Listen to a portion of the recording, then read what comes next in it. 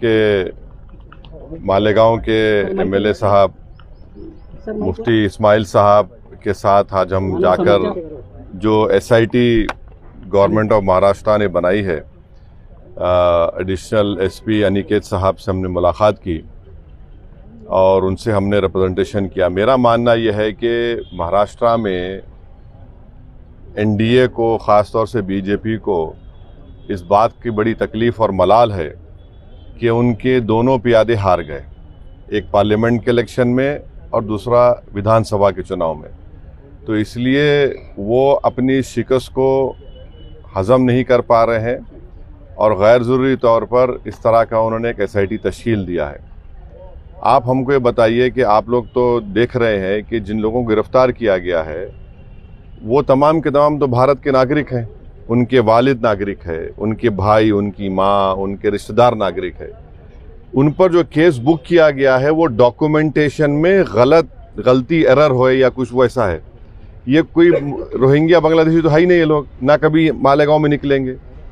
हम महाराष्ट्र के मुख्यमंत्री से ये गुजारिश कर रहे हैं, उनसे रिक्वेस्ट कर रहे हैं कि अननेसेसरी आप पूरे मालेगांव को क्यों सजा देना चाहते हैं। और आपका जो एक्ट है, वो जो बर्थ एंड रजिस्ट्रेशन एक्ट है, ये एक्ट है, इसमें आप देख लीजिए सेक्शन 15 जो है, सेक्शन 15 में क्लियरली लिखा है कि अगर कोई डॉक्यूमेंटेशन में एरोनियस गलती हुई या फ्रॉडुलेंट हुआ, इम्प्रॉपर मेड हुआ, तो उसको आप करेक्ट कर सकते हैं, कैंसिल कर सकते हैं। और सेक्शन 24 में आप देख लीजिए, उसको कंपाउंडेबल बना दिया गया है, पावर टू कंपाउंड ऑफेंस। तो आप इसको इस्तेमाल करिए ना। और ये खामखा एक इलाके को बदनाम करने के लिए, जो एक ज़्यादा तादाद में अल्पसंख्यक समाज के लोग रहते हैं कि रोहिंग्या बांग्लादेशी तलाश करो, जितनों को आप गिरफ्तार किए वो तो सब भारत के नागरिक हैं। पेपर में गलती हो सकती है। तो हम एडिशनल एसपी साहब से ही बोले कि आप यहाँ पर जो लोगों को बुला रहे हैं उनके साथ एक आदमी को अकम्पनी करने दीजिए, और जो धाराएं लगाई गई हैं 120B, इतने सीवियर धाराएं हैं, उसको दोबारा हम उनसे बोले कि आप देखिए उसको। और हमको लगता है कि अननेसेसरी मालेगांव को गैर ज़रूरी तौर पर पार्लियामेंट और असेंबली में उनको शिकस्त हुई तो कोई कंप्लेन कर दिया और आप इस तरह के एसआईटी बना दिए। तो ये हमारा ये मानना है कि यहाँ पर ना कोई रोहिंग्या है ना कोई बांग्लादेशी है, मगर जो गिरफ्तारी अमल में आई है वो तो डॉक्यूमेंटेशन के ऊपर है। तो इसलिए हम उम्मीद करते हैं कि हमारे अनिकेत साहब और उनकी टीम और ख़ास तौर से महाराष्ट्र की गवर्नमेंट इसको रिलुक करेगी, इन्होंने जो स्टेप लिया है।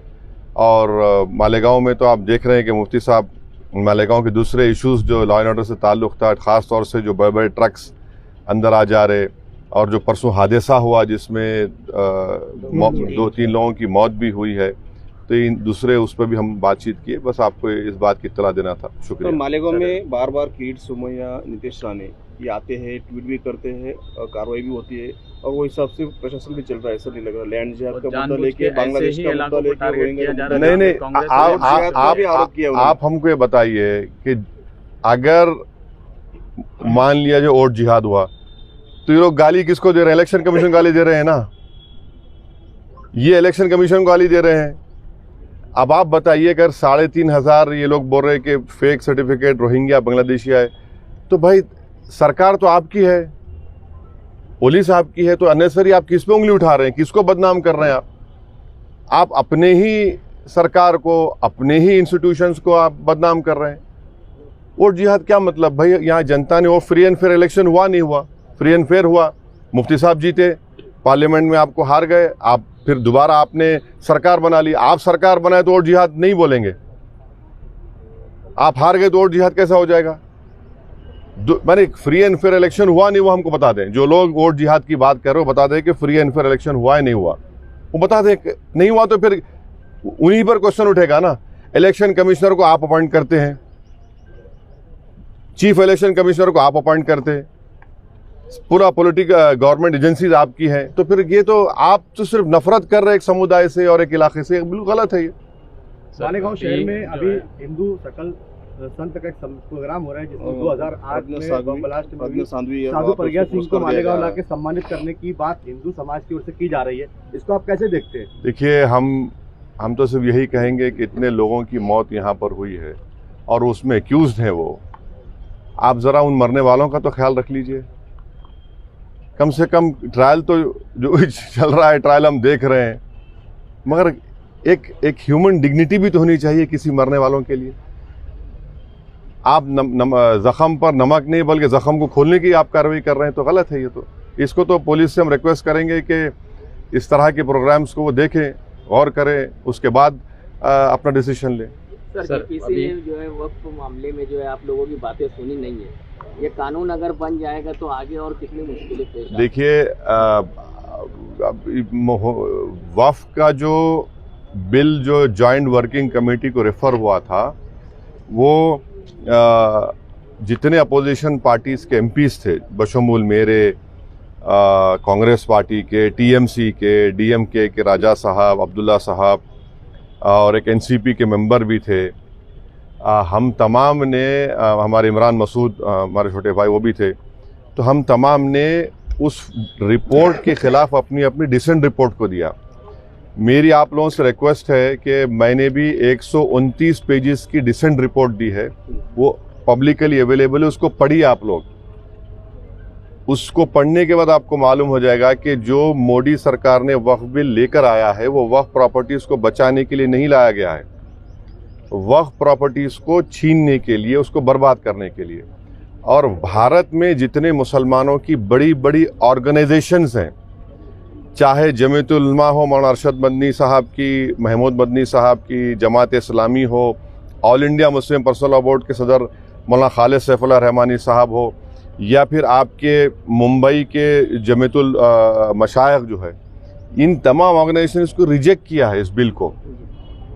ये सबसे बड़ी ऑर्गेनाइजेशंस हैं। दूसरी बात यह है कि आप हमको बताइए कि महाराष्ट्र में पंढरपुर की मंदिर है, पंढरपुर की मंदिर में कोई नॉन हिंदू मेंबर नहीं बन सकता, आप यहां पर क्यों बनाना चाह रहे भाई? और वक्फ की प्रॉपर्टीज जो है वो गवर्नमेंट नहीं दी, वो हमारे बुजुर्गों की खून पसीने की गाड़ी कमाई, वो दान दिया अल्लाह के नाम पे। और अगर कोई मुसलमान वक्फ की प्रॉपर्टी अल्लाह के नाम पे दान देता है तो उसमें उसके औलाद का शेयर नहीं रहता, क्योंकि वो ऊपर वाले अल्लाह के लिए दे दिया गया है। आप बोलते नहीं वक्फ वाला औलाद में बच्चे का शेयर नहीं, मार खाया जाएगा। कोई भी दान देता है। तीसरी बात यह है कि उसमें वक्फ बाय यूजर निकाल रहे। हिंदू धर्म में आप बीके मुकर्री साहब की किताब है, वो पढ़िए, जो सब मानते हैं। उसमें लिखा कि बाय कस्टम बाय यूसेज वो टेंपल की प्रॉपर्टी हो जाती, वहां पर जब हो जाती तो यहां क्यों नहीं हो सकती है भाई?